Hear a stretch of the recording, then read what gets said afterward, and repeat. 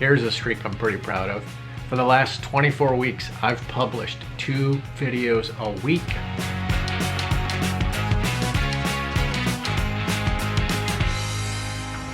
Went out to go for a run and slid down the sidewalk and saw my neighbor coming home and sliding down the street. And I was like, it's too icy to go for a run.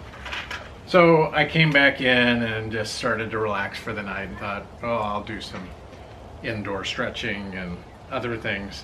And then I was like, oh wait, I gotta get a picture of me in this fleece with my beard, because yesterday on Time Hop I saw one from 11 years ago and one from 3 years ago, and so I gotta do a comparison. And then I was like, well, I'm gonna go outside and get a frosty beard, I might as well earn it with a run. So I went and found my screws, and now I get my shoes all screwed.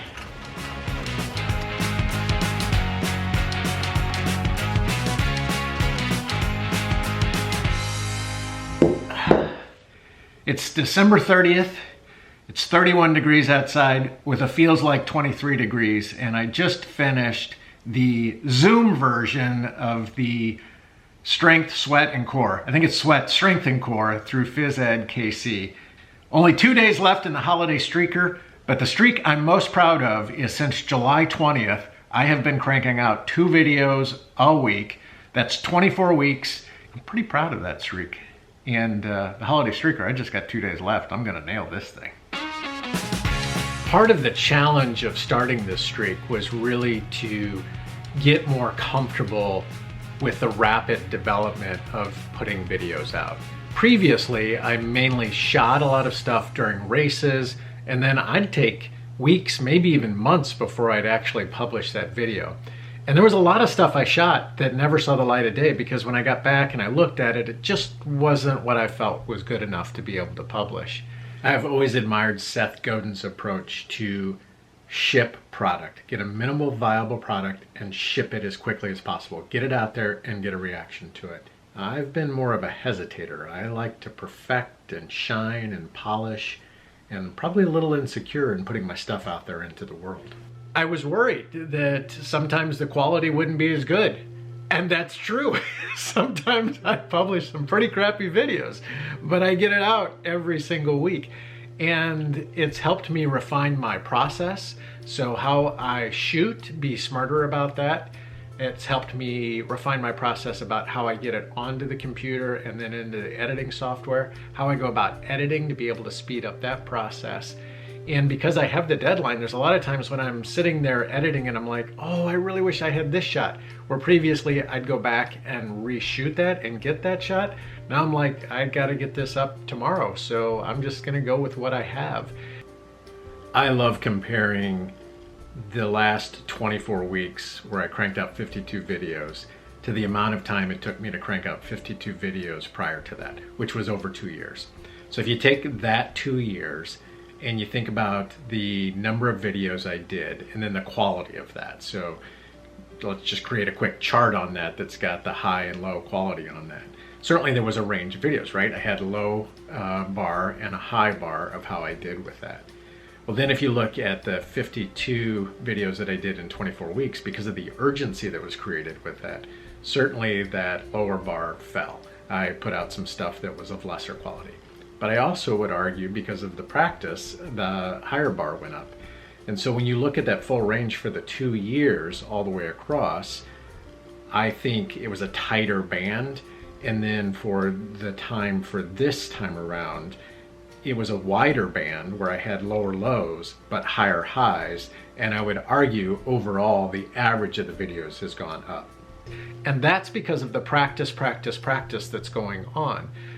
When you're cranking something out every 3 days, you really have a lot of chance to make some mistakes, learn from those mistakes, incorporate and make them better. You know, OODA loop it. When I look back over the videos during this time period and see what received the greatest response, it falls into a couple of nice buckets. One is certainly the 100-mile races seem to get a great response. The Ozark Trail 100 was the one with the most views, and then Susie and Mark's individualized 100 races that they did also had tremendous amount of views and likes.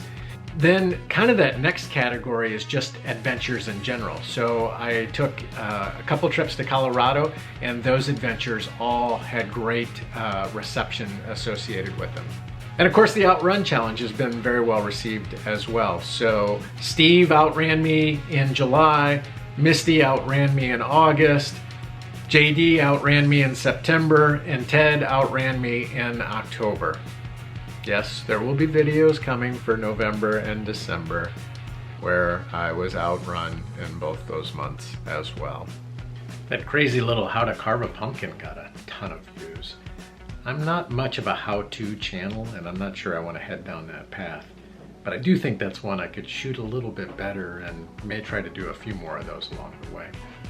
Having to publish every single week, every couple of days, has really helped me tune in a little bit on what types of videos I'd like to do.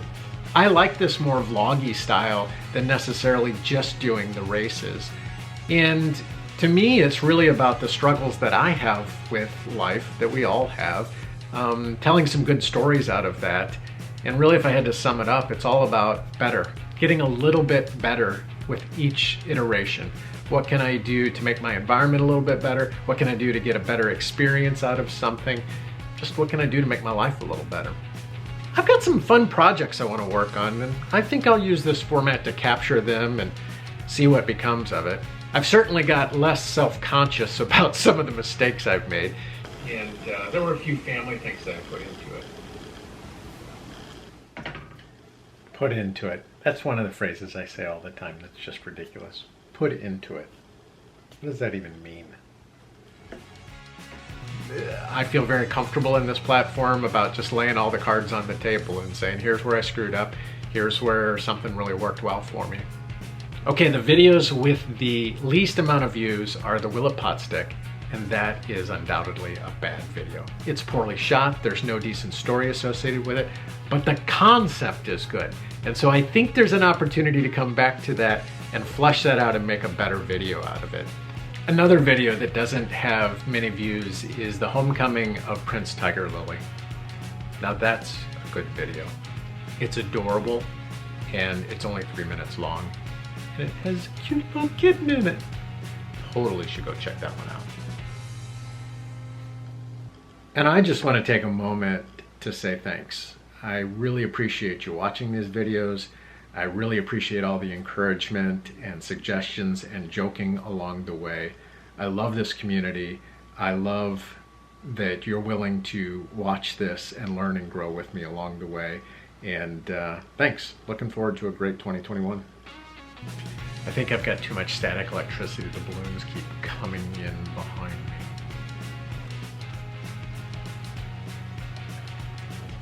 "24 weeks of 2 videos a week with over 52 videos.